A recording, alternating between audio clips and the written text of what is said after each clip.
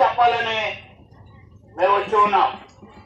ఒక మంచి వార్త చెప్పాలని మేము వచ్చి ఉన్నాం. మన వినేటి అన్ని లోకంలో చెడ్డ వార్తలే. పేపర్లో కానీ, టీవీలో కానీ, రేడియోలో కానీ, మనుషుల ద్వారా కానీ చెడు వార్తలే.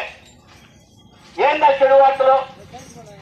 ఎక్కడ చూసినా నరహత్యలు, ఎక్కడ చూసినా మరి సంపూర్ణాలు, అనేకమైన రోగాలు, అనేకమైన మనుషులు చనిపోవడం,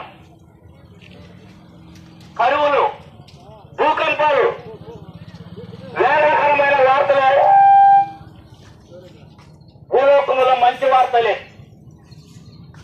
అయితే యేసు ప్రభుల వారు చదివిస్తూ ఉన్నారు.